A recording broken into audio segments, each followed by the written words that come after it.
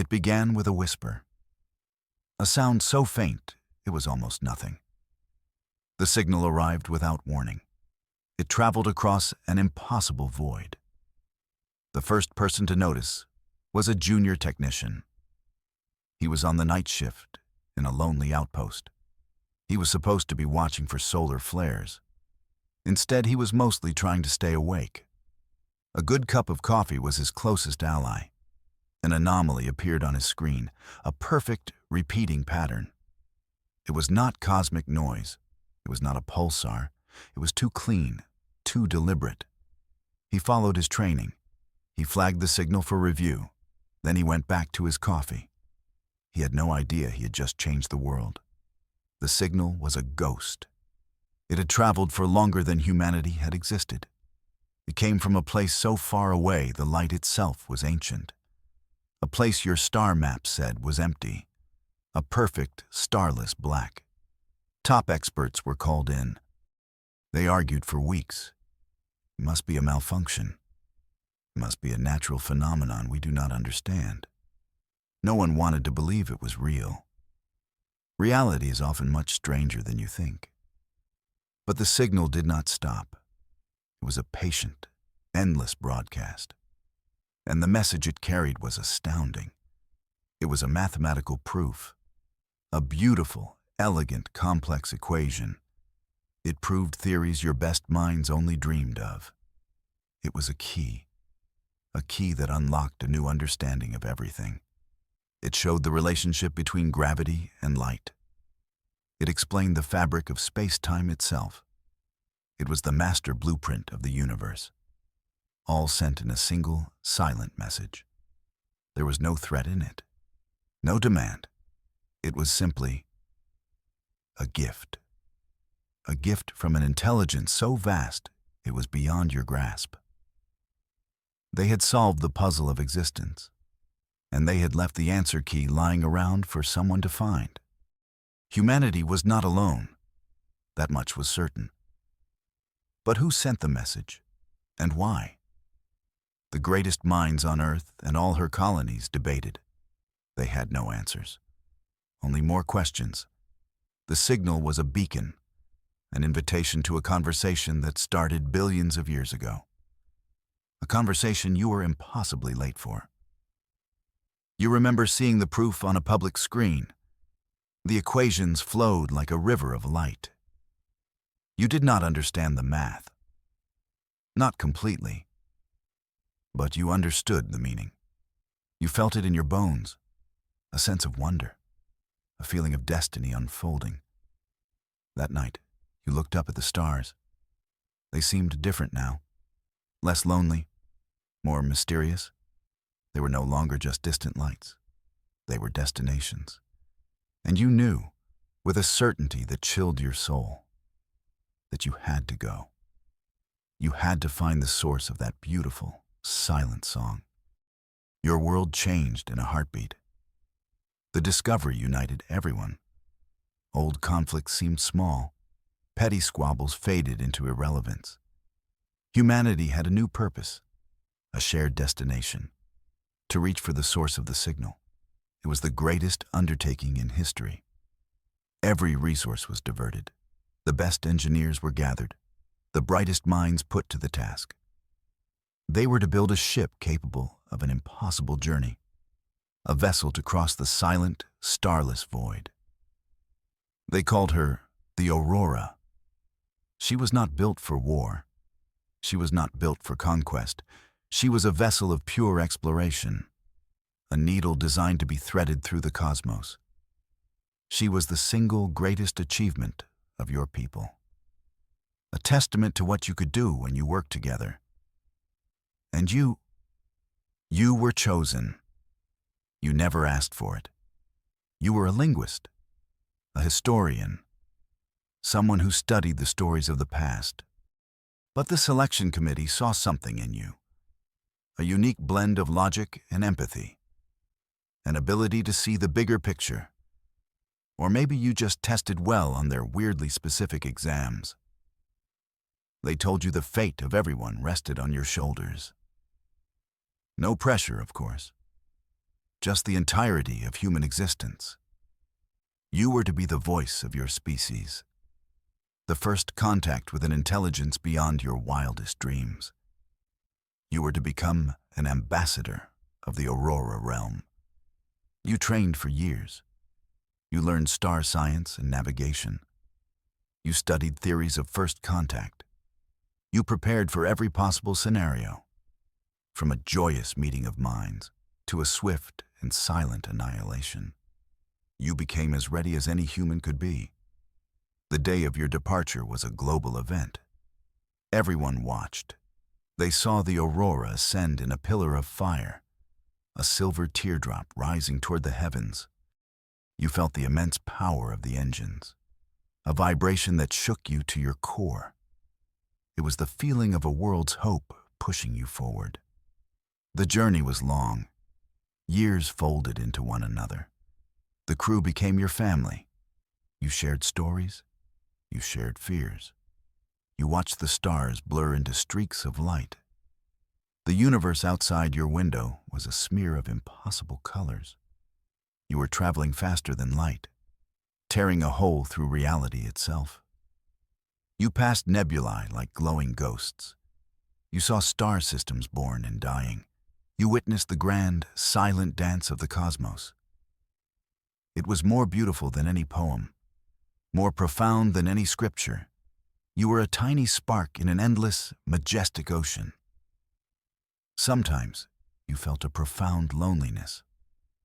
The weight of your mission was a heavy cloak. You were the messenger, the representative of a loud, chaotic, hopeful young species. What if you failed them? What if you said the wrong thing? What if you were not good enough? Then you would look at the star charts, at the impossible destination, the source of the silent message, the place your ship was aiming for, and your fear would be replaced by wonder. You were on the greatest adventure in history, and you would not trade it for anything. You were an explorer, a pioneer, and you were almost there. The final leg of the journey was the strangest. You entered the void, the region of space the signal came from. The stars vanished, not just faded, they were gone. There was only blackness in every direction, an absolute, perfect dark. The sensors read nothing. No matter, no energy, just emptiness. The crew was on edge. The darkness felt unnatural. It felt wrong. Like a hole in the universe, a place where the rules did not apply. A lesser crew might have turned back. They might have succumbed to the fear of the unknown. But not this crew. Not the crew of the Aurora. You kept going, deeper into the silent, starless night, trusting the ghost signal, the ancient mathematical proof, the promise of something incredible waiting in the dark. Your faith was about to be rewarded, or utterly shattered. Then you saw it, a light, a single point of impossible brilliance. It was not a star. It was something else, something constructed, something vast beyond all measure. As you drew closer, its true form was revealed, and it broke your understanding of the universe. It was a sphere, a structure built around a star, a shell of matter enclosing a sun completely. Its surface was a tapestry of light and shadow, continents of metal, oceans of energy, a world forged on a scale that defied all known star science. Your ship, the Aurora, was a grain of sand next to it. The sheer size of the object was overwhelming. It was a monument to an intelligence that could move planets, an intelligence that could harness the power of a sun. Your people had built cities. They had built ships. These beings, they built worlds. You could see rivers of light flowing across its surface, networks of energy that pulsed with a steady rhythm. There were geometric patterns that shifted and changed. It was a living, breathing work of art, a masterpiece of cosmic engineering. It made your greatest cities look like anthills. The crew was silent. There were no words to describe what they were seeing. Awe was too small a word. Wonder did not capture it. It was a religious experience, a moment of pure, unadulterated shock. You felt like a child looking upon the work of a giant. The sphere was a statement, a declaration of power and skill. It said, "We are here. We are masters of the physical world. We can bend stars to our will." It was the most intimidating and the most beautiful thing you had ever seen. You wondered if you looked impressive, arriving in your little metal ship. Probably not. Your ship approached cautiously. You broadcasted messages of peace. You sent the prime numbers, the universal greeting of intelligent life. You sent your art, your music, your stories. You offered them everything you were, a portrait of humanity in a stream of data. There was no response. The sphere remained silent. It simply hung in the void, a silent testament to its own magnificence. For a moment, you felt a new kind of fear. What if they were gone? What if this was all that was left? A giant, empty tomb in the middle of nowhere, a cosmic ghost town. Then, a section of the sphere opened. A perfect circle of darkness appeared on the bright surface. It was an invitation, a doorway into the star-forged world. There was no turning back now. You had come this far. You had to see what was inside. You gave the order to proceed. The Aurora slid through the opening. The world outside vanished. You were enveloped in a soft, internal light. The ship moved through a vast, open space. The scale was just as impossible on the inside. You could see the star at the center, a captured sun, burning with a gentle, controlled fire. The inner surface of the sphere stretched out above you. It was covered in green and blue, forests and oceans, clouds and mountains. It was a world, a complete, living world, painted on the inside of a shell. It was a sanctuary, a garden built around a sun. Your ship came to a stop. It floated in the center of the vast space, awaiting the next move, awaiting the masters of this impossible place. You held your breath. The moment of first contact was here, the culmination of your long journey. They appeared without a sound. Beings of pure light. They had no fixed form. They shifted and flowed like liquid energy. They were columns of white and gold. They radiated a warmth that touched your soul. They were ancient beyond all comprehension. Your ship's computer tried to analyze them. It failed. They were not made of matter as you knew it. They were something else entirely, something from a different set of rules. You instructed the computer to stop trying. Sometimes analysis is a form of disrespect. They surrounded your ship. They did not touch it. They simply observed. You felt their minds brush against yours. It was not an attack. It was a gentle curiosity, a soft knock on the door of your consciousness. They were reading you, learning who you were. A voice spoke. It was not a sound. It was a thought, placed directly into your mind. The voice was ancient and powerful.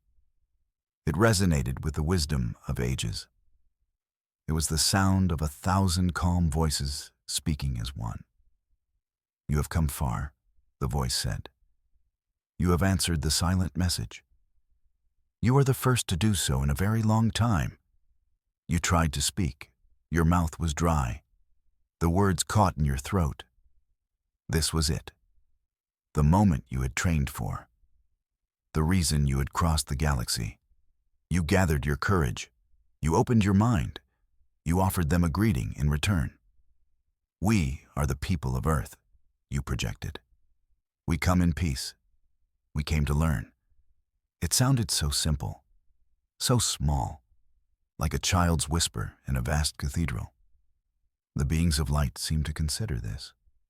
They pulsed slowly, a gentle, rhythmic light. You felt a sense of approval, a feeling that you had said the right thing. "We are the ones," the voice continued. "The elder ones. We are the gardeners of this place, the keepers of the silence.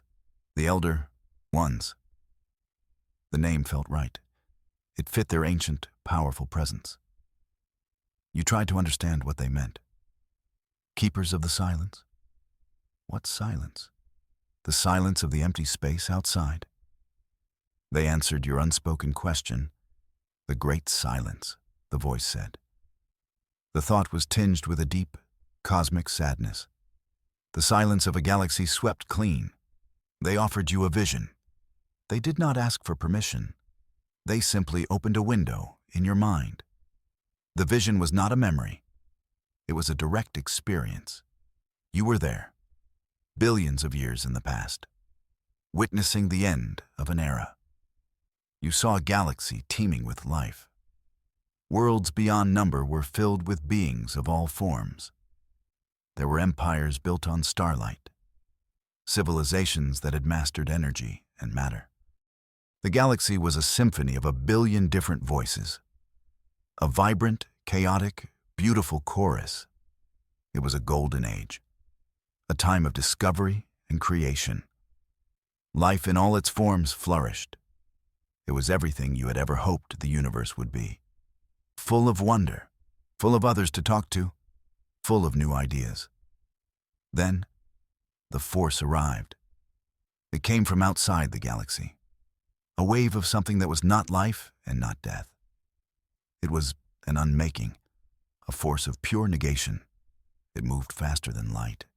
It consumed everything it touched. You saw it sweep through star systems. Planets turned to dust, stars withered and died. The great empires crumbled. The 1 billion voices of the galaxy screamed and then fell silent. One by one. It was a plague of cosmic scale, an unstoppable, unthinking tide of ruin. You watched a world of crystalline beings shatter into dust. You saw a race of gentle gas giants dissipate into nothing. You witnessed fleets of magnificent starships erased from existence in a flash. There was no defense. There was no escape. The force was not malicious. It had no mind. It was like a fire, a flood, a natural disaster on a galactic scale. It did not hate life. It was simply incompatible with it. It was a cleansing, a resetting of the cosmic board. The Elder Ones watched this happen. They were ancient even then. They saw the great silence fall. They saw the chorus of the galaxy reduced to a single, lonely note. Their own. They were the only survivors.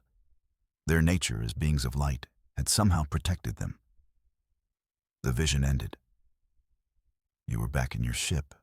The soft light of the star garden surrounded you. But the echo of the silence remained.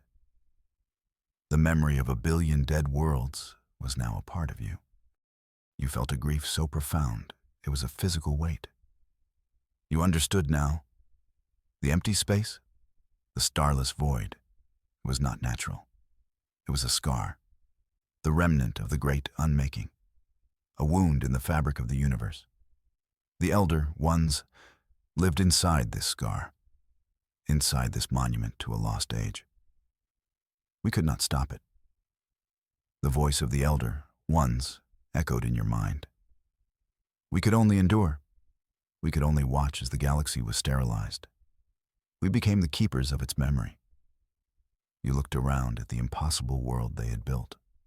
The star-forged sphere, the inner garden. It was not a fortress. It was not a palace. It was a sanctuary. A final, desperate attempt to save something from the endless dark. They showed you more. They opened your mind again. This time, the vision was of their work. After the great silence fell, after the unmaking force had passed, the Elder Ones began their true task. They traveled the barren galaxy, They searched the dead worlds. They looked for any spark of life that might have survived. Any seed, any spore, any frozen, sleeping cell. They were cosmic archaeologists, sifting through the ruins of a murdered universe. For eons, they found nothing. The galaxy was a tomb, a silent, empty graveyard. But they did not give up. Their patience was as vast as the cosmos itself. They continued their search, driven by a hope that defied the overwhelming despair. Then they found one, a single-celled organism, frozen deep beneath the ice of a forgotten moon. It was a miracle, a tiny, improbable survivor.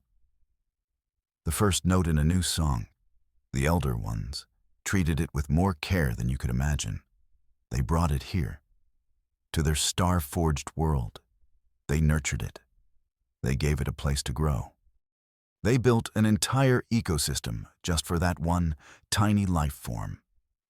An ocean of carefully crafted water. A sky with the perfect light. They kept searching. And they found more. A hardy fungus on a radioactive asteroid. A species of plant that had survived in a deep space nebula. A few dormant eggs buried in the crust of a shattered planet. Each discovery was a victory against the Great Silence. This world, this sphere, was a seed bank. The ultimate seed bank. It was an ark, built to preserve the memory of a living galaxy. Each plant, each animal, each strange and wonderful creature you saw on the inner surface was a refugee, the last of its kind. You saw creatures that defied imagination, flying things that shimmered like rainbows, animals that walked on legs of pure crystal, plants that sang in the soft, artificial sunlight. It was a garden of ghosts, a paradise built from salvaged fragments. The sheer love and dedication it must have taken. It was staggering to spend billions of years rebuilding, to tend to a garden of orphans. It was a task of divine proportions. The Elder Ones were not just powerful. They were caretakers on a scale you could not comprehend. "We saved what we could," the voice in your head said. The sadness was still there, but it was mixed with a quiet pride. We preserved the echoes of what was lost. We became librarians of life itself. Then the tour of the past ended. Their focus returned to you, to your ship, to the loud young species that had finally crossed the void. You felt their ancient gaze settle upon you once more. It was an intense, piercing scrutiny. "Then there was your world," the voice said. "A new spark. A loud, vibrant, unexpected bloom in the silent garden of the galaxy. We found it by accident. A tiny world, teeming with chaotic life. So much like the ones that were lost. They showed you images of Earth, seen from a great distance. They had watched your planet for centuries. They had seen your civilizations rise and fall. They had witnessed your wars and your moments of peace. They had listened to your music and your arguments. They had watched you take your first steps into space. They saw you reach for your moon. They watched you build your first starships. They saw your potential, your boundless curiosity, your creativity, your endless, restless energy. They also saw your flaws, your capacity for self-destruction, your tribalism, your fear of the unknown, your tendency to destroy what you did not understand. You were a paradox, a species capable of writing beautiful poems and committing terrible atrocities. They saw you find their message, the mathematical proof. They watched as you deciphered it. They saw the moment of wonder dawn on your people. They watched you build the Aurora. They watched you come. And they waited. "Humanity is unique," the voice said. The word unique seemed to hang in your mind. It did not feel like a compliment. It felt like a diagnosis, like a doctor telling you that you have a very interesting but possibly fatal condition. You are capable of great compassion, the elder ones continued, and great cruelty. You build and you destroy with equal passion. You are a firestorm of possibility, a beautiful, dangerous thing in our quiet garden. The weight of their judgment was immense. These beings had seen galaxies die. They had curated life for billions of years. Their opinion mattered more than any you had ever encountered. You felt like a student standing before the ultimate examination board. "We have a question," the voice said. The thought was sharp, precise. It cut through all your other feelings. A question we have debated since we first found you. A question that your arrival has now made urgent. You waited. The silence stretched. The soft light of the captured sun seemed to dim slightly. The fate of your species hung on this single, unspoken question. You braced yourself for the weight of it. Are you ready? The question was simple, but the implications were vast. Ready for what? Ready to join the galactic community? There was no community left to join. Ready to face the force that had destroyed the old world? You were centuries away from that kind of power. "We have watched you," the voice went on, answering your thoughts. "We have seen your potential. But potential is not enough. The galaxy is quiet now, but it may not always be. The force that caused the great silence could return, or another, different threat could arise." You understood. They were not looking for a friend. They were not looking for a student. They were looking for something more. Something to help them in their lonely vigil, a partner in their endless task. "Life has returned to this galaxy in only one place," the Elder One said. "Your world. You are the first new intelligence to arise since the fall. The first new hope. But hope is a fragile thing. It must be tempered with wisdom. They needed to know if you were worthy. If your chaotic, violent, beautiful species could be trusted. Could you be trusted with the knowledge they possessed? Could you be trusted with the future of life itself? "We cannot know your hearts from a distance," the voice concluded. "We cannot judge you based on your history alone. Words are not enough. Your coming here is not enough. You must show us what you are. You must be tested." A new kind of dread filled you. Not the fear of annihilation, but the fear of failure. An exam, a trial, a test to determine the worth of your entire species. And you were the one who had to take it. You really should have paid more attention in school. The interior of the star-forged world began to shift. The soft light changed. The image of the garden faded away. You were no longer in your ship. You were somewhere else entirely. Your crew was gone. You were alone. You stood on a cracked, barren plain. The sky was a sickly orange. A weak, dying sun pulsed on the horizon. The air was thin and tasted of dust. In the distance, you could see the ruins of a once great city. This was a world on the brink of death.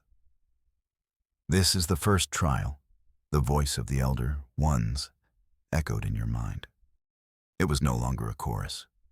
It was a single, clear, observing tone. The empathy trial.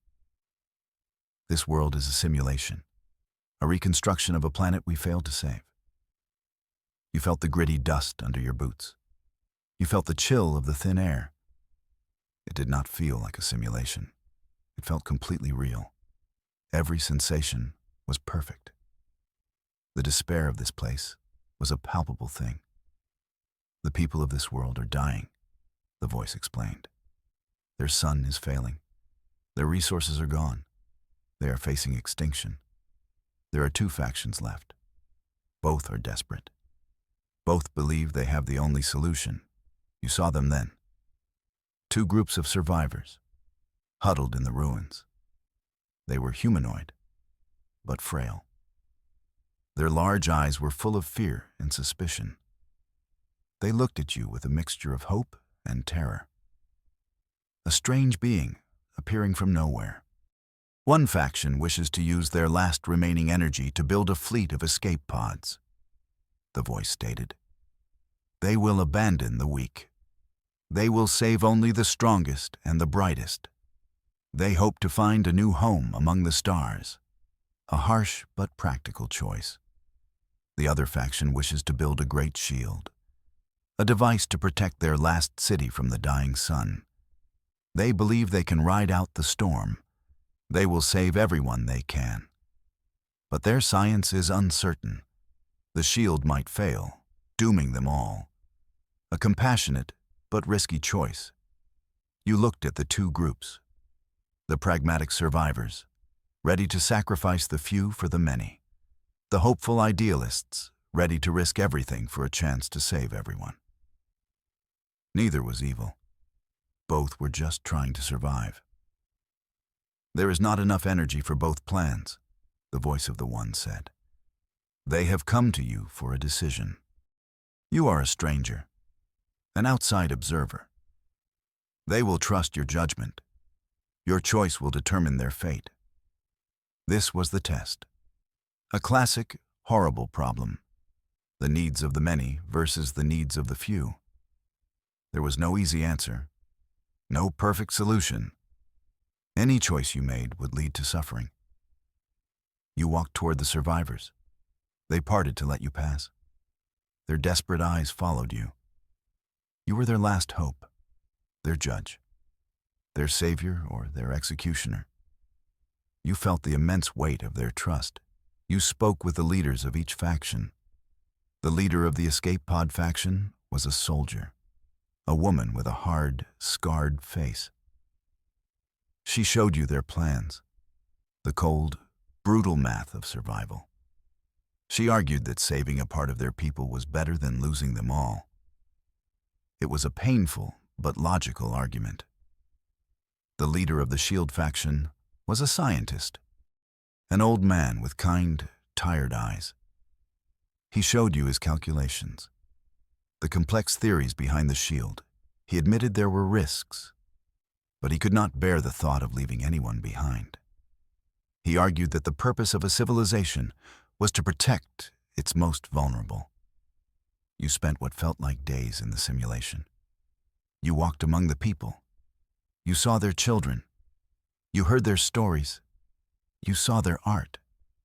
They were a people of great beauty and deep sorrow. They deserved to live, all of them. The pressure to make a decision was immense. The dying sun pulsed in the sky, a constant reminder that time was running out. The elder one remained silent, observing, judging your every thought, your every hesitation. You realized that the test was not about finding the right answer. There was no right answer. The test was about how you made the choice, the reasoning behind it, the empathy you showed, the wisdom you employed. You thought about humanity. Your own history was full of such impossible choices. You had faced plagues, famines, and wars. You had made both compassionate and brutal decisions. What had you learned from it all? You made your decision. You stood before the two leaders. The entire population of the dying world watched you. You announced your choice. You chose the shield, the risky, compassionate plan. You chose to save everyone or no one. You did not just make the choice, however. You offered a third option, a modification to the plan. You had seen a flaw in the scientists' calculations, a small error. You had also seen a way to improve the efficiency of their power collectors, something the soldiers' practical mind had overlooked. You brought the two leaders together. You showed them how their skills could be combined. The soldiers' pragmatism and the scientists' vision. They could work together. They could improve the odds. It was still a risk, but it was a better risk, a smarter risk, a risk taken together. The leaders looked at each other. The old hatred and suspicion began to fade. They saw the logic in your words. They saw the hope. For the first time in generations, the two factions began to cooperate. They started working on the Great Shield. Together. The simulation faded. The dying world dissolved into light. You were back in the vast, empty space inside the sphere. The voice of the Elder One returned to your mind. You did not choose a side, the voice said. There was a hint of surprise in its tone. You created a new path. You fostered cooperation where there was division. You offered hope instead of judgment. That was unexpected. You felt a wave of relief. You had passed. You had shown them that humanity was not just about making hard choices. It was about finding better ones. It was about building bridges, not just walls. The first trial is complete, the voice announced. You have shown us your heart. Now, you must show us your mind. The world around you shifted again. The light condensed. The space twisted. You found yourself standing on a platform of pure black glass. It floated in a void that was not dark, but full of swirling, impossible colors. It was a space between spaces, a tear in the fabric of reality. Before you, a puzzle materialized.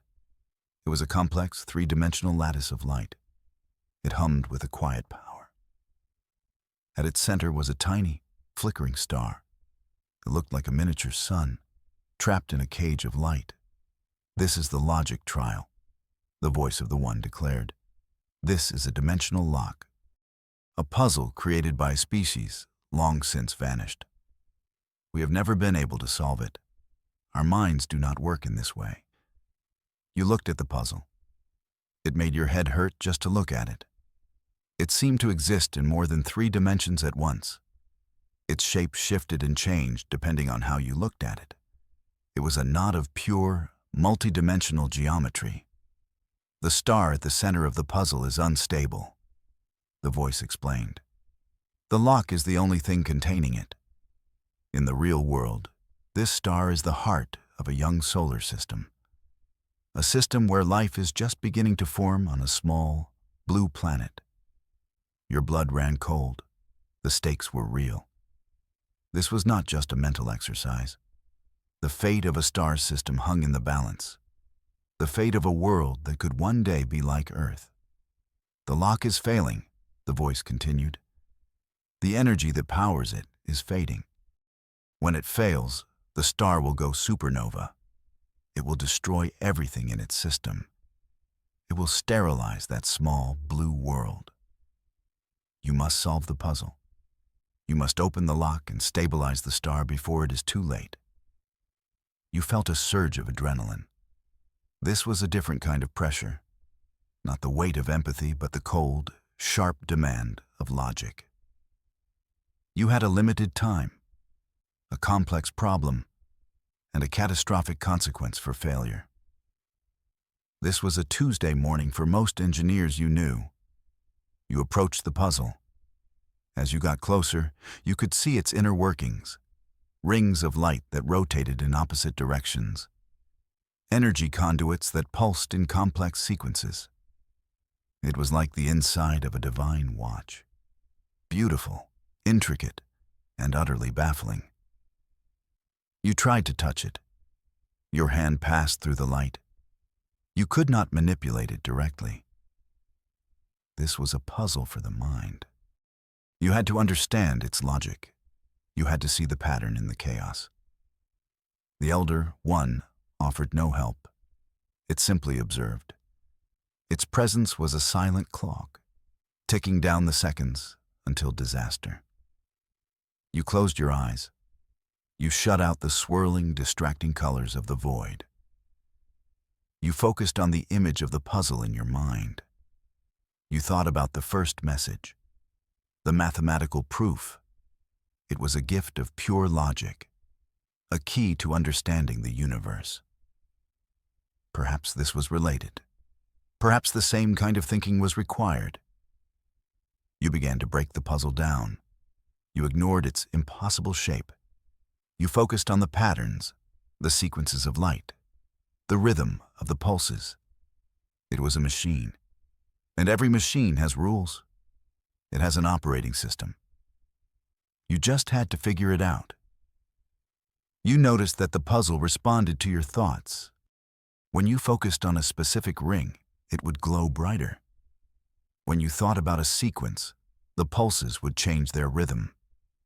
This was the interface. Your mind was the keyboard. Hours passed. Or maybe it was minutes. Time had no meaning in this place. You were locked in a silent battle of wits with a long-dead species. You tested theories. You ran simulations in your head.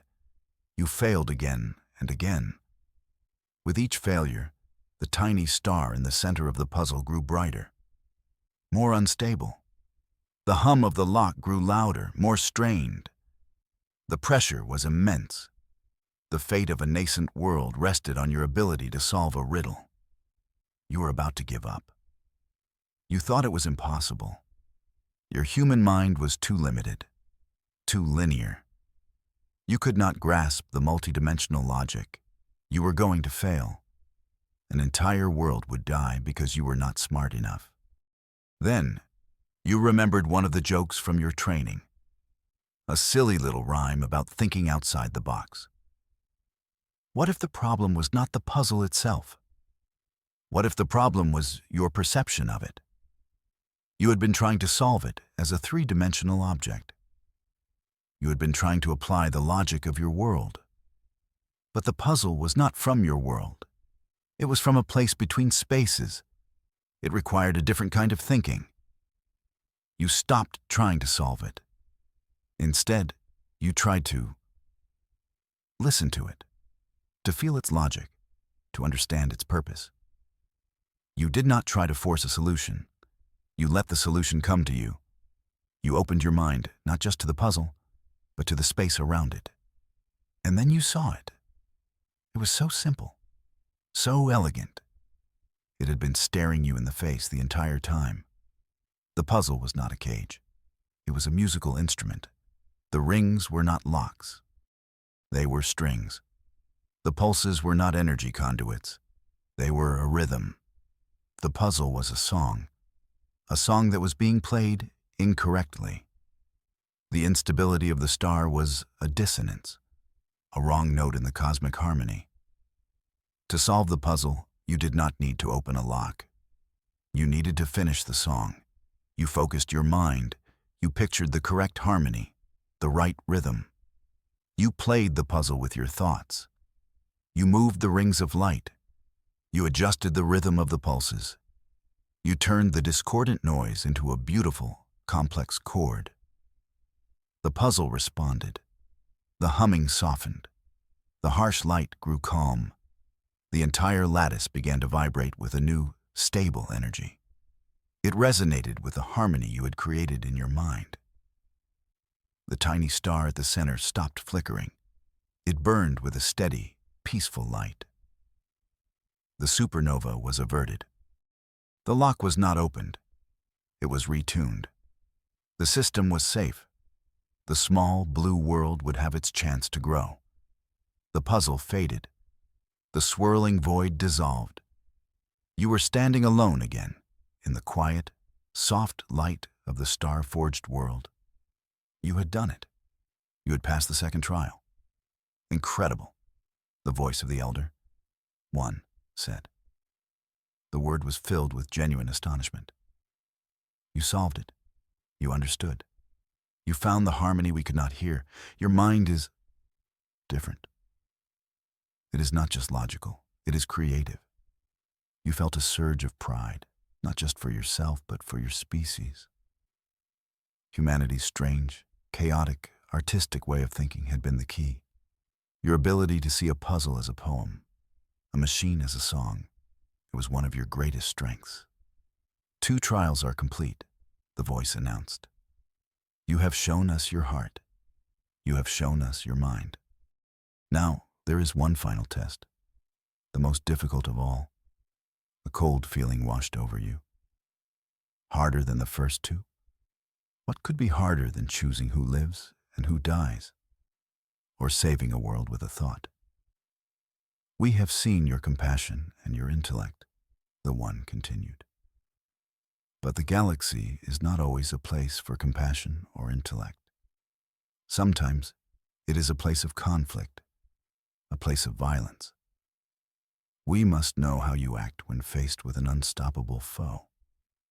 We must see your deepest instincts. The world dissolved one last time. This was not a slow fade. It was a violent, sudden shift. You were no longer in the peaceful sphere. You were on the command deck of a warship. Alarms blared, red lights flashed. The deck vibrated with the impact of unseen weapons. You were in the commander's chair. A uniform was on your body. Before you, a massive view screen showed a terrifying sight. A fleet of human warships. Your fleet. And opposing it was the enemy. It was a single, massive vessel. A thing of sharp angles and dark, non-reflective metal. It looked like a predator. A shark made of obsidian. It moved with an unnatural speed and grace. Weapons of blinding energy lashed out from its hull, tearing your ships apart. The conflict trial. The voice of the One boomed. It was no longer calm. It was the voice of a battle commentator. You are the commander of this fleet. Your enemy is a simulation of a hyper-aggressive species we once encountered. They cannot be reasoned with. They cannot be intimidated. They exist only to conquer and destroy. You looked at the tactical display. The situation was grim. You were outmatched. The enemy ship was more advanced. Its weapons were stronger. Its shields were more resilient. Your fleet was being systematically annihilated. Your objective is not necessarily to win, the voice clarified. Victory here may be impossible. Your objective is to command, to act, to choose. Your choices in this battle will show us your nature, your instincts when pushed to the absolute limit. The weight of command fell on you. The lives of thousands of virtual sailors were in your hands. The fate of this simulated battle rested on your decisions. You had to act. Hesitation was death. You began to issue orders. Your training from years ago kicked in. You focused your fire on the enemy's weapon systems. You ordered your smaller, faster ships to flank them. You tried to find a weakness, a flaw in their seemingly perfect design. The battle raged. Your ships exploded in silent, fiery blossoms. The enemy vessel was relentless. It seemed to anticipate your every move. It was like fighting a force of nature, a hurricane of violence. You saw an opportunity, a small fluctuation in their shield energy, a tiny, momentary weakness. It was a long shot, a 1 in a million chance, but it was the only chance you had. You had one ship left with a fully charged main weapon, the Aurora 2, a tribute to your own vessel. It was your flagship, your last hope. But to get a clear shot, it would have to drop its own shields. It would be completely vulnerable. You had two choices. You could take the shot, risking your flagship and its crew for a tiny chance at victory, or you could order a retreat, save what was left of your fleet, concede defeat and run, preserve your forces to fight another day. The commander of the Aurora 2 was on the screen, a young woman with determined eyes. She looked at you, awaiting your command. She knew what you were thinking. She knew the risk. And she was ready. What would humanity do? Would you risk it all for a slim chance of victory? Or would you choose the path of survival? This was the core of the question, the heart of the final trial. What was your deepest instinct? To win at any cost, or to live to fight another day? You looked at the enemy ship. the unstoppable foe, the symbol of every threat the galaxy could produce. Retreat was the logical choice, the safe choice. But something inside you rebelled against it. Humanity did not get this far by running. You made the choice. You looked at the young commander. "Take the shot," you said. Your voice was steady, clear, full of a certainty that surprised even you. The commander nodded, a small, grim smile on her face. "Aye, Commander." The Aurora, too, moved into position. Its shields dropped. The enemy ship turned its massive weapons upon it. For a single, eternal moment, your flagship was exposed. A brilliant beam of energy erupted from its main cannon. It lanced across the void and struck the enemy ship right in its moment of weakness. The enemy shield flickered and collapsed. Alarms blared on their ship as well now. You had found a chink in the armor, but it came at a terrible price. Before your shields could raise again, the enemy fired. A wave of destructive energy washed over the Aurora too. The ship vanished in a flash of white-hot light. A silent, heroic sacrifice. You had won. The enemy vessel, shields down, was vulnerable. The rest of your fleet, what little was left, moved in for the kill. They pounded the defenseless ship until it was nothing but a cloud of expanding debris. The battle was over. The simulation ended. You were back in the soft light of the star-forged world. The silence was deafening after the chaos of the battle. You sat in the imaginary command chair, the ghosts of your decisions weighing heavily on you. You had won, but you had sacrificed your best ship, your best crew. You had paid for victory with blood. The voice of the elder, one, returned. It was quiet now, contemplative. There was no praise, no condemnation, just a deep, profound observation. "You chose sacrifice," the voice stated. "You saw an impossible foe, and you chose to pay any price to defeat it. You risked everything for a chance at total victory. You did not retreat. You did not surrender. You felt a chill. The way the one said it. It did not sound like a good thing. It sounded like a confirmation of their worst fears. You had shown them your instinct, and your instinct was to fight, to destroy, to win, no matter the cost. "We have seen this before," the voice continued, its tone heavy with ancient sadness. "In the golden age of the galaxy, we saw empires that behaved as you did. They fought with honor and courage. They made noble sacrifices, and their capacity for ruin was as great as their capacity for good. You had won the battle, but you felt as though you had lost the war. You had shown them the very thing they feared about humanity. Your willingness to embrace destruction, your instinct to meet overwhelming force with overwhelming force. You won the final challenge through sacrifice, the one said. And in doing so, you have shown us your capacity for ruin. You have shown us the fire within your species, a fire that can create great wonders, and a fire that can burn galaxies.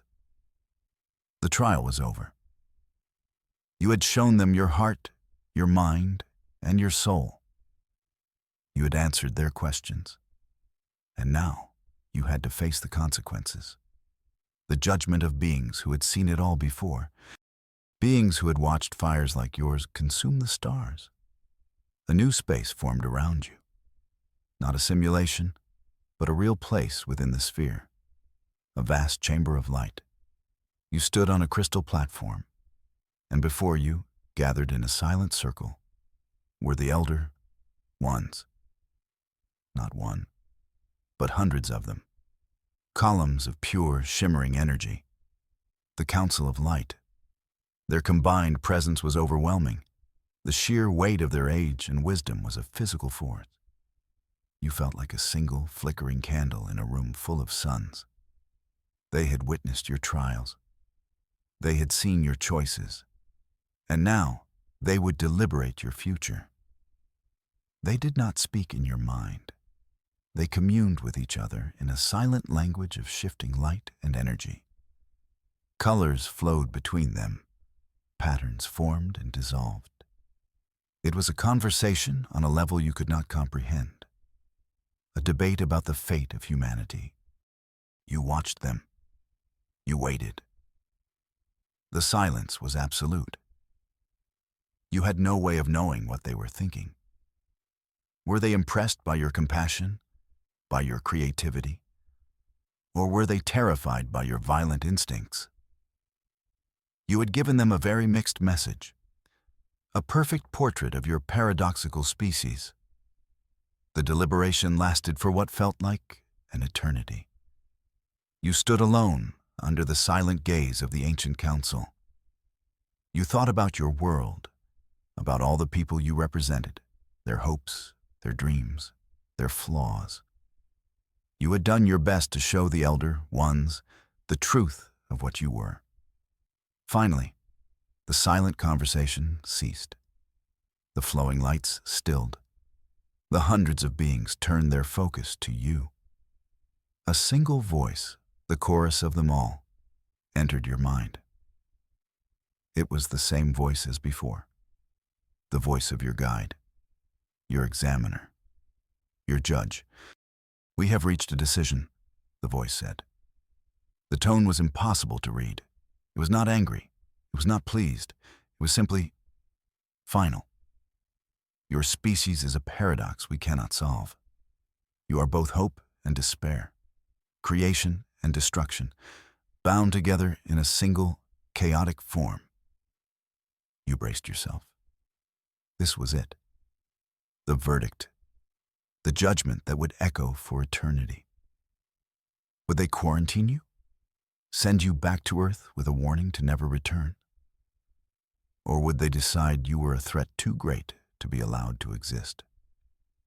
"We cannot condone your violent nature," the council declared. "Your willingness to sacrifice your own for victory is a dangerous path. It is the path that led many of the old races to their doom, a path of endless conflict and escalation." Your heart sank. This was it. Condemnation. You had failed. However, the voice continued, "We cannot deny your other qualities. Your empathy is real. Your creativity is profound. You solved a puzzle we thought unsolvable. You found unity where there was only division. You possess a potential for wisdom that is as great as your potential for war. A sliver of hope. A tiny spark in the immense chamber of light. They saw the good in you, the potential. But was it enough? "We are at an impasse," the council admitted. "You do not fit our calculations. You are a variable we cannot predict. Therefore, we cannot pass judgment upon you." You were confused. No judgment? Then what was this all for? "We will not condemn you," the voice said, "and we will not praise you. Instead, we will give you a choice, a chance to speak, to make your own case. You stand before this council as the voice of your people. You have one final appeal. Speak, ambassador of the Aurora realm. Speak of hope, and speak of change." The floor was yours. The ancient beings fell silent. They waited to hear what you had to say. The fate of your species now rested not on a test, but on your words. On your ability to convince these godlike beings that humanity was worthy of a future. You took a deep breath. You looked at the Council of Light, and you began to speak, not with your mouth, but with your mind, projecting your thoughts with all the sincerity and passion you could muster. "I will not deny what you have seen," you began. "We are a flawed people. We are young. We are prone to fear and anger. We have a darkness within us. The trial was a true reflection of that. I chose to fight. I chose sacrifice. and that choice frightens you. You paused, letting the thought settle. Honesty was your only weapon now. But that is not all we are, you continued. You saw the other trials as well. We are also the people who chose to shield the weak, to risk everything for the sake of compassion.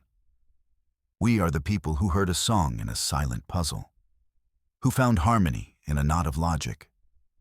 Our violence is not born of malice. It is born of fear. Fear of the unknown. Fear of the other. The same fear the people on that dying world felt. But you saw what happened there. When an outside voice offered a new path, they took it. They chose cooperation over conflict. You focused on the memory of the first trial, on the two leaders shaking hands. We are not a static people, you pleaded. We can learn. We can grow. Our history is full of terrible mistakes, but it is also a history of learning from those mistakes. We abolished slavery. We fought for equality. We are constantly striving to be better than we were yesterday. We are defined not by what we are, but by what we are trying to become. You have lived for billions of years. You have seen civilizations rise and fall. You see us as just another young, aggressive species destined to burn out. But we are different. We have you. We have your example. We have the memory of the great silence, which you have shared with us. Do not judge us on the instincts of our past. Judge us on the potential of our future. A future where we have learned from you. A future where we can temper our fire with your wisdom. A future where we can be partners in your great work. The work of protecting life. You projected your final thought.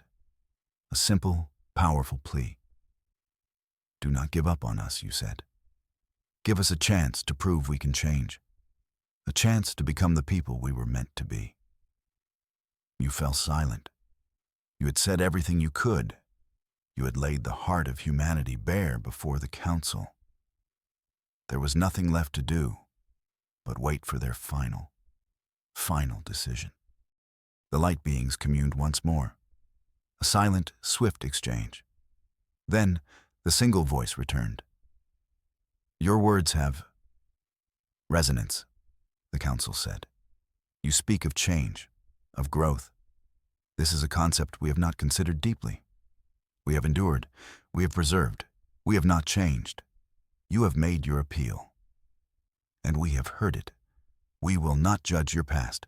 We will, instead, place a burden upon your future. You did not understand. A burden? We do not offer you condemnation, nor do we offer you praise, the voice declared. We offer you a profound and heavy responsibility. We have been the keepers of this sanctuary for longer than your stars have burned. We have grown tired. Our vigil is ending. The columns of light began to pulse with a new energy, a strange, resonant frequency that you could feel deep in your bones. It was a feeling of transfer, of power being handed over. Our work is done, the council said. We preserved the seeds of the past. But you are the seed of the future. The first new intelligence in 1 billion years. The galaxy is no longer ours to watch over. It is yours. The statement hung in the vast chamber. It was so unexpected, so monumental that you could barely process it. They were not sending you away. They were not destroying you. They were retiring. They were handing you the keys to the kingdom. This star-forged world, the voice continued, this sanctuary, this seed bank of a lost galaxy, is now yours to protect. The lives within it are your sacred trust. The memory of the great silence is now your burden to carry. You were stunned into silence. This was not a reward. It was the heaviest responsibility imaginable. To be the caretakers of the last remnants of a dozen dead civilizations. To be the guardians of a silent galaxy. We will depart this realm, the council announced. We will travel beyond the veil of this universe, to a place of true silence, a place of rest. What you do with this inheritance is up to you. You can use its knowledge to build a great empire, or you can honor its purpose as a sanctuary. The choice, like all choices, is yours. The beings of light began to fade. Their forms grew translucent. Their brilliant light softened. They were leaving. Truly leaving. You asked for a chance to change. The final thoughts of the Elder Ones echoed in your mind. We have given you the ultimate chance. Do not repeat the mistakes of the past. Learn from them. Grow. Build something new. Build something that lasts. Then, they were gone. You were alone in the vast council chamber. The silence that remained was different. It was not the silence of judgment. It was the silence of emptiness. The silence of a profound and sudden solitude. The star-forged world was yours. Humanity's. You were no longer just an ambassador. You were a steward, a guardian, the first of a new line. The systems of the sphere began to respond to you. Information flowed into your mind, not as a voice, but as pure data. The history of the sphere, the secrets of its technology, the biological needs of every single creature in its garden. It was a library of unimaginable scope, a gift of staggering proportions. You walked out of the council chamber. You found yourself back on the command deck of the Aurora. Your crew was there. They were looking at you with wide, questioning eyes. To them, only a few moments had passed. To you, a lifetime. You looked out the view screen. You saw the inner surface of the sphere, the green forests, the blue oceans, the captured sun burning with a gentle light. It was no longer a strange and intimidating place. It was home, your new home. Our mission has changed, you said to your crew. Your voice was hoarse, but it was steady. We are no longer just visitors. You explained what had happened, the trials, the council, the unexpected burden. Your crew listened in stunned silence. They could not comprehend the scale of it all, but they understood the core truth. Humanity had been given a second chance, a chance to be better. Your people are to be the new guardians, the keepers of the light, the shepherds of the silent galaxy. You are the first ambassador of this new age, the first human to bear the weight of this sacred duty. You are the first of the Aurora realm. Your journey is over, and it has just begun.